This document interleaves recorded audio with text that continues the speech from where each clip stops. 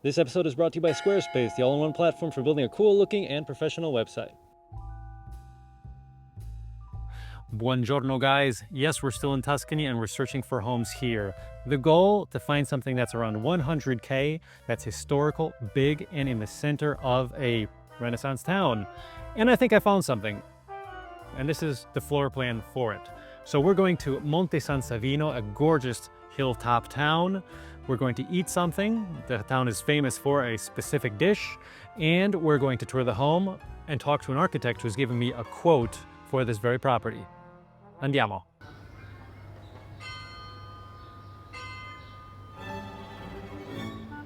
Monte San Savino is in the famous Val di Chiana area of Tuscany, about 20 minutes south of Arezzo and 15 minutes to the east of Siena.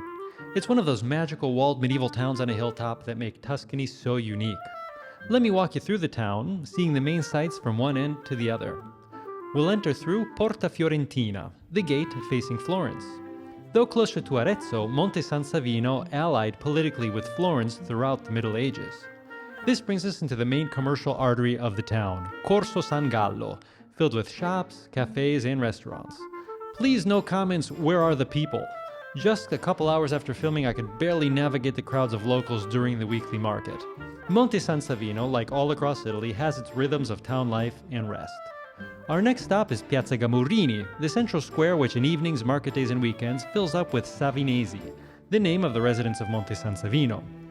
Its center is marked by the medieval obelisk built in honor of the De Medici family. There we'll also see the old defensive tower Il Cassero, and other interesting facades of civil architecture. Monte San Savino truly is a hidden gem. It has all the Tuscan charm you'd expect, but without the tourists. Our next stop is the Loggia del Mercato. This is a typical Renaissance period structure, the most famous of which is found in Florence. It was used as a monumental covered market space. Directly opposite is the Palazzo del Monte, the current town hall. It was built as a noble residence in the 1500s and has a gorgeous internal courtyard which leads to the equally beautiful gardens.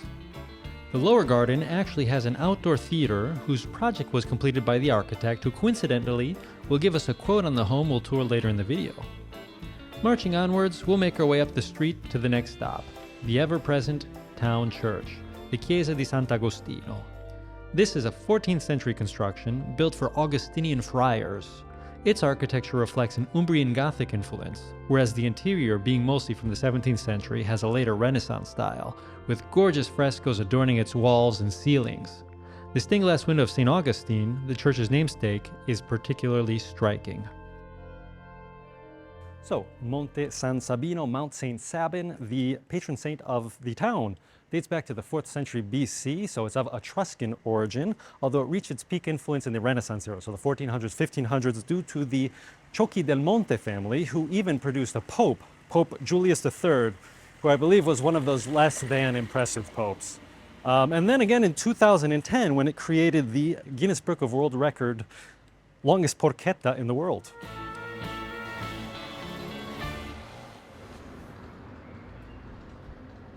We're in 2025, and if you have a business or a passion to share and you don't have a website yet, you should really get on it.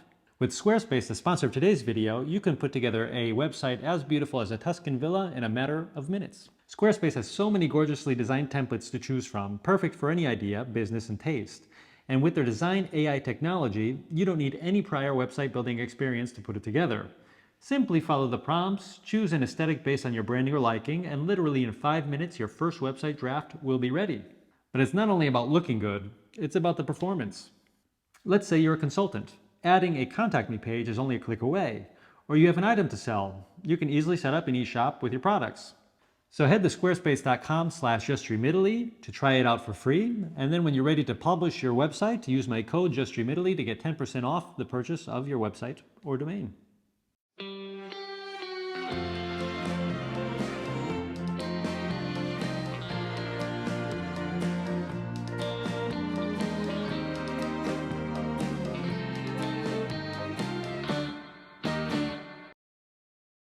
Okay, so we have lunch. We're going with appetizers and a first dish. This is a prosciutto e mozzarella Still very simple. As you can see, the specialties of this place are cold cuts and porchetta. So we're going with the typical de prosciutto from the area.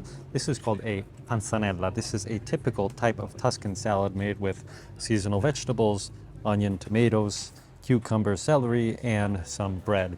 Tuscans tend to put bread in everything, put a bit of olive oil on it, mix it up with vegetables. Very refreshing on a hot, sunny day like today. È fatto tardi anche stasera, in pista ormai nessuno balla, le luci basse sopra il mare mi ricordano un sapore che non troverò più. Guardo il cielo. Prosciutto is just one of those pleasures in life. So we're going with the restaurant specialty. This is porchetta. Porchetta is this type of cut of pork rolled up, spiced, and ends up being very crunchy on the outside, a bit spicy from the black pepper. And the type of cut includes a good amount of fat, so it's very juicy, very delicious. And we're accompanying it with oven roasted potatoes, which look equally as spectacular. Il tuo amore era tutto, So good. Oh my gosh. era un sogno, un incanto, e non so perché mi manchi di più, di più, di più, di più, di più. So we've made it to the noble apartment that we're seeing today. We're in Piazza Camurri, the main square in Monte San Savino. It's a beautiful apartment from the end of the 1800s, most likely, although probably built onto something earlier.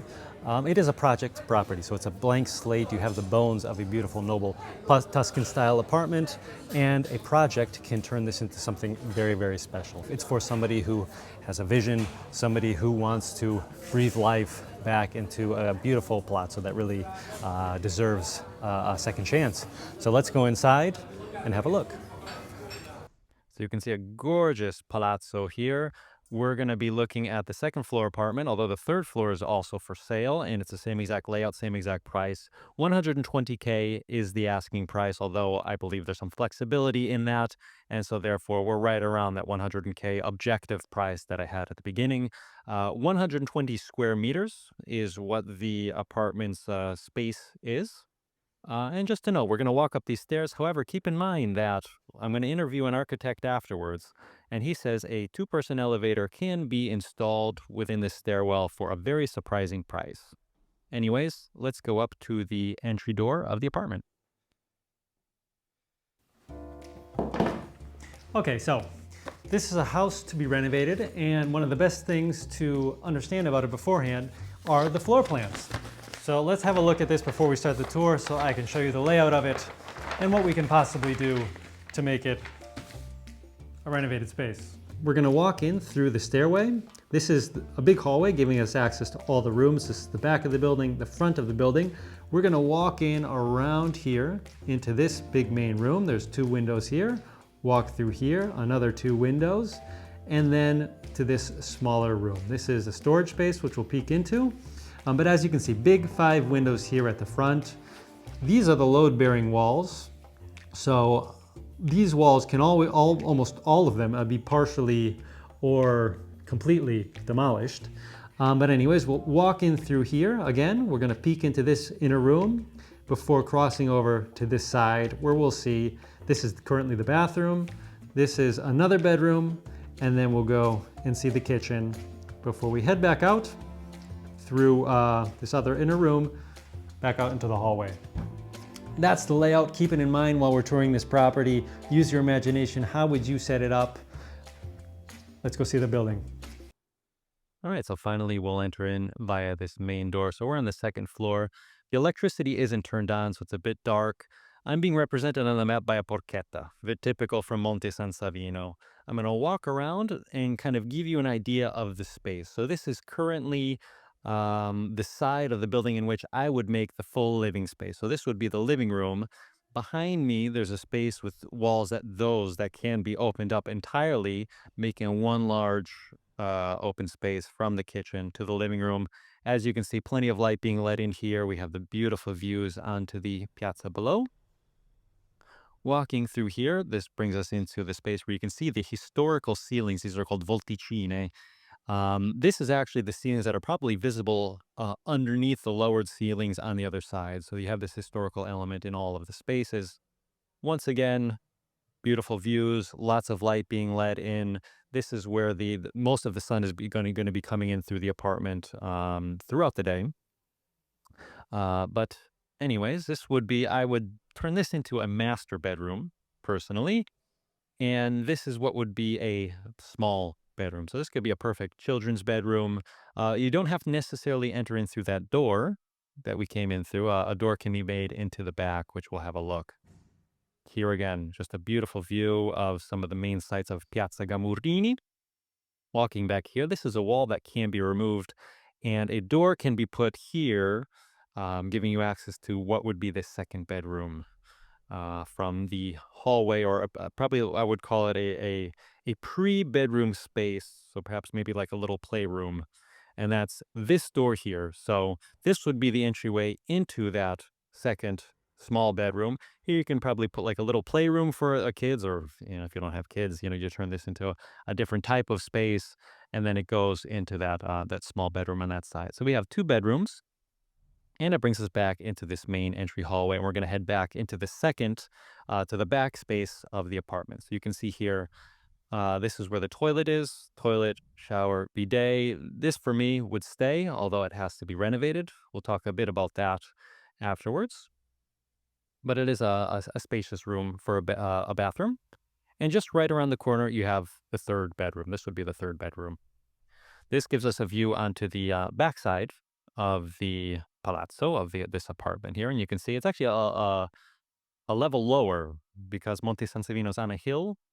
So the floor level of the piazza is one level higher than what it is on the back here. But here you have a nice view of the nice calm street and the rooftops of the neighbors. We'll head back into the main hallway, around the corner, and this gives us the kitchen. Once again, not much to say about it now, but this can be renovated into a beautiful kitchen, which we'll talk about at the end of the tour. But you can see there's doors giving you a small balcony out there to the back, onto that back street. And we'll walk in through this way. There's this inner room, which I would knock down completely to unite the kitchen with that living room. But this is the tour. You have an idea of the layout. Let's now talk to the architect who has given us a quote for this property.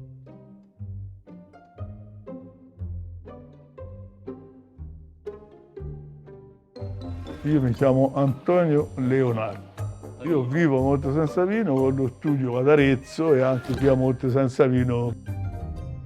Abbiamo visto un appartamento in stato grezzo, tutto da rifare, però è storico, c'è molto potenziale. Se dovessimo fare un elenco dei lavori da fare, i più importanti basici, quali sarebbero? I più importanti sono quelli di sistemare gli impianti, acqua, elettricità, gas, in quel caso lì perché c'è anche l'arrivo del metano in quell'edificio, e gli infissi. E dopodiché è tutto estetico?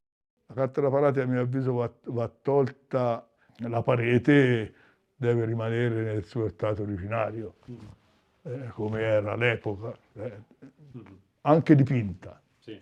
E tra l'altro ci sono delle vorticine tipiche degli anni 30, perché quell'edificio lì è un edificio molto più vecchio, probabilmente risalente al 300, perché se no se va giù nelle cantine si vedono, ci sono dei manufatti che sono tipici di quell'epoca.